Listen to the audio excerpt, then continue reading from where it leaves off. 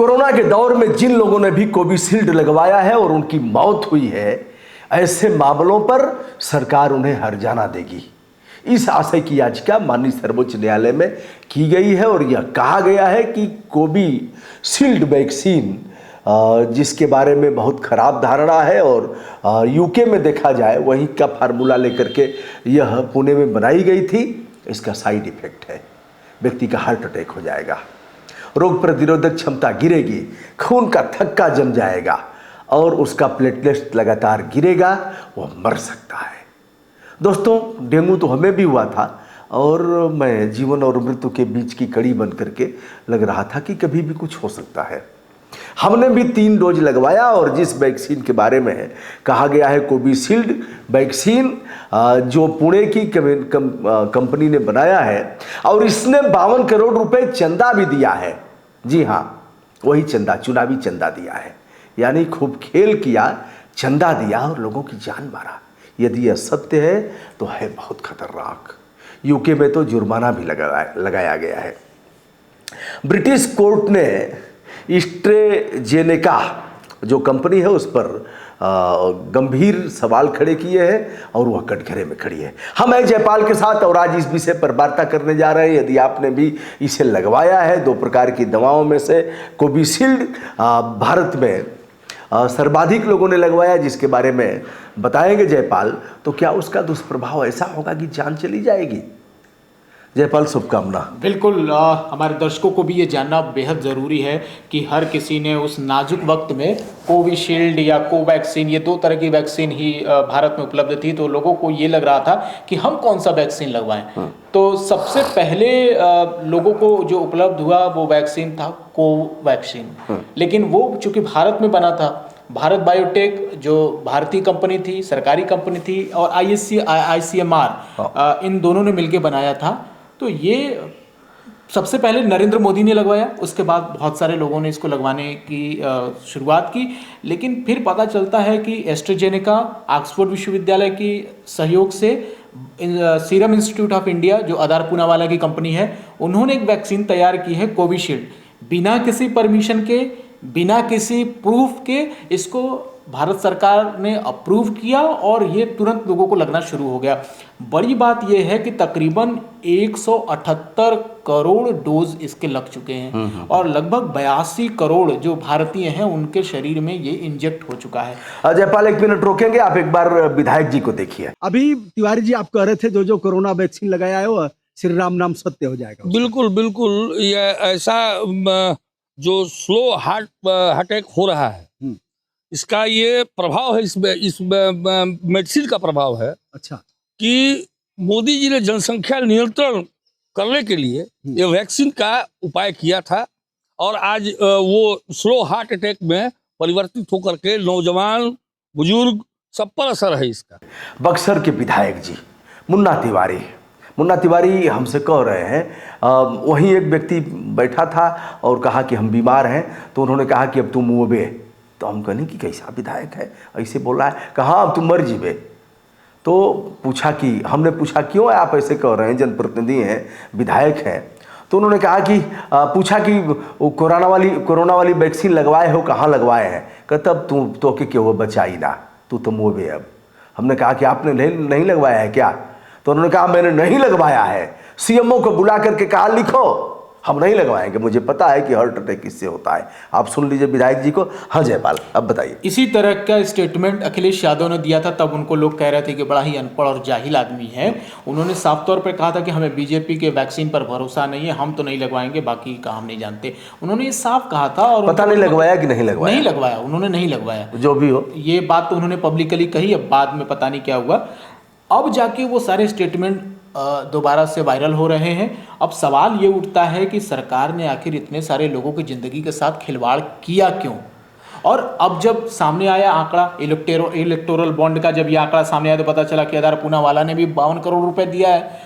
चंदा लेकर कोई भी सरकार किसी अपने ही देश के नागरिकों के ज़िंदगी को खतरे में कैसे डाल सकती है, इस पर बहुत बड़ा सवाल उठा है। और कहेंगे पाई पाई से गरीबों की भलाई।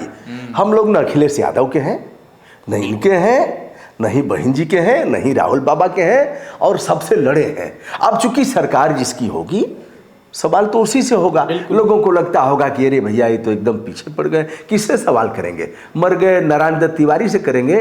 आज का सवाल तो हम योगी आदित्यनाथ से ही करेंगे। क्या हम एच.डी. देवगौड़ा का पोता अभी फंसा है तो एच.डी. देवगौड़ा का नाम आ जाएगा? क्या हम इंद्र कुमार गुजराल से सवाल करेंगे जो पीएम थे? किससे सवाल करेंगे?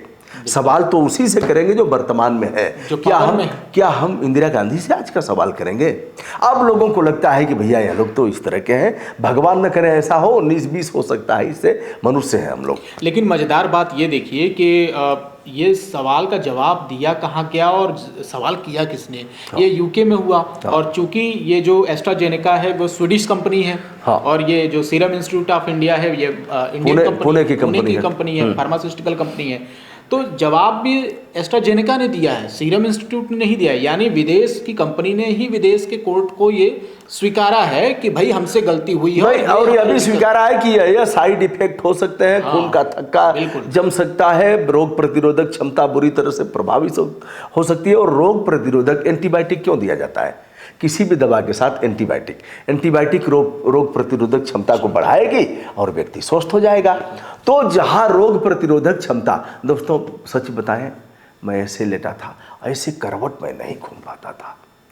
मुझे लगता था करवट कैसे घूमूंगा, और अगर किसी तरह से अपने बेड से उठ भी गया तो गिर जाता। उस समय की स्थिति बड़ी खराब थी जब आप बीएचयू में गए थे।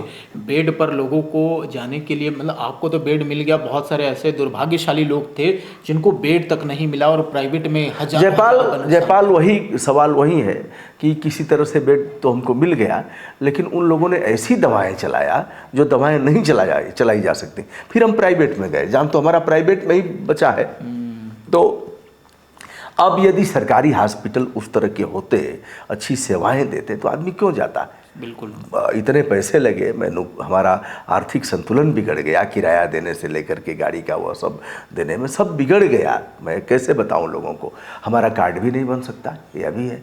तो अब हम लोग विषय पर आते हैं। कोविशील्ड वैक्सीन को लेकर के विशाल तिवारी ने माननीय सर्वोच्च न्यायालय में आर्टिकल 32 के तहत एक याचिका किया है, जिसमें कहा गया है कि यदि इस वैक्सीन के लगने के दुष्प्रभाव की वजह से किसी की मृत्यु होती है तो सरकार हर्जाना दे।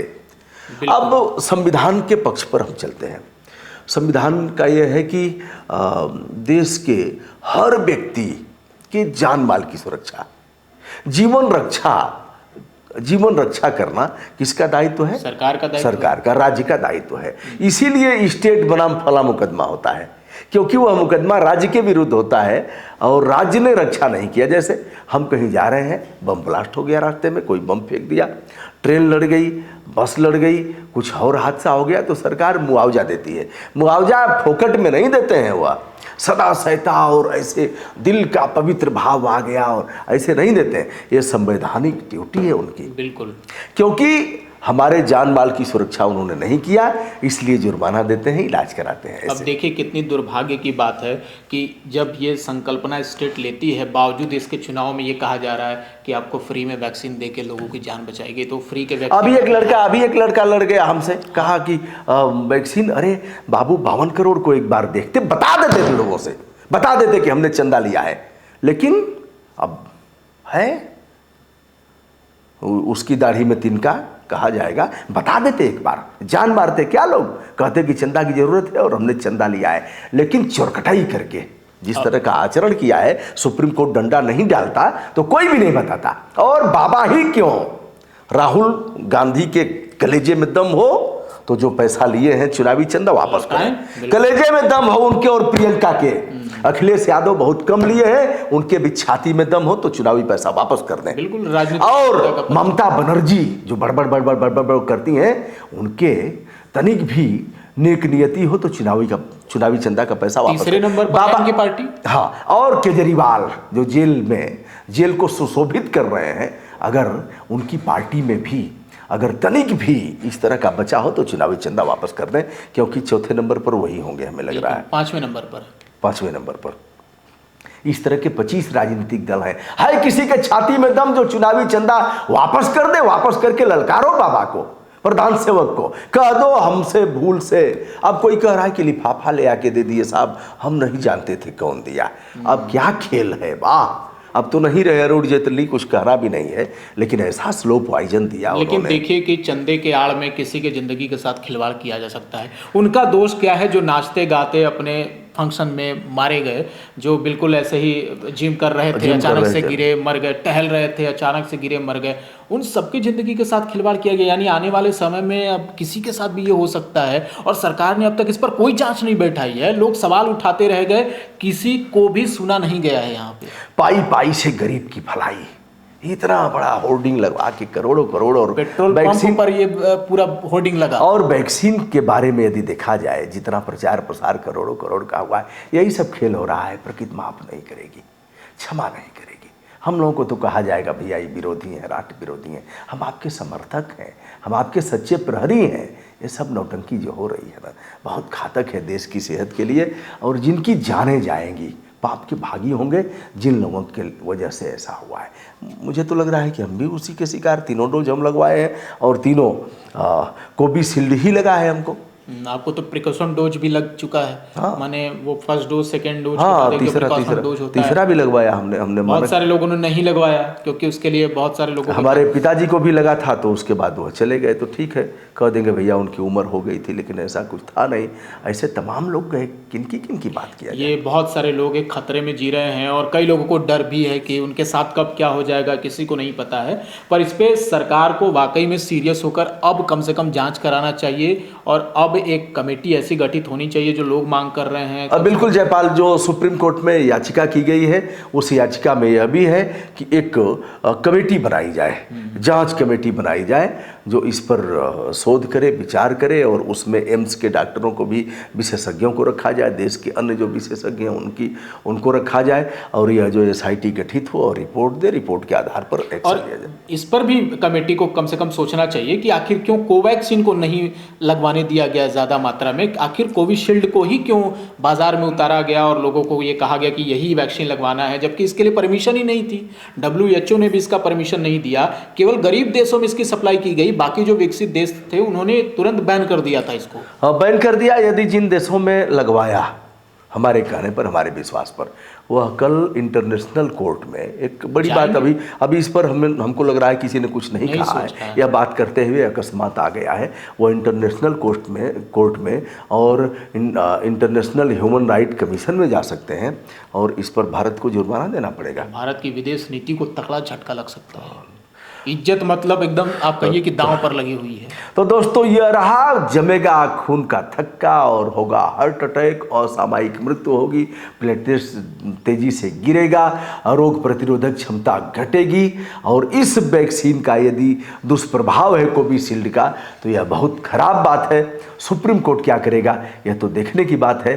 फिलहाल हम सभी खतरे में जी रहे हैं, लेकिन इससे तनिक भी घबराने की ज़रूरत नहीं है। हमें अपने रोज़ की दिनचर्या में सुधार लाना है, और पूरे नींद हमको सोना है, रोग प्रतिरोधक क्षमता वाली चीज़ें लेना है, हरी सब्जियां खाना है, ऑर्गेनिक जहाँ तक बन पड़े वहाँ तक शुद्ध पानी पीना है। यही हो सकता है, और क्या यही कर सकते हैं, बचाव के यही रास्ते हैं।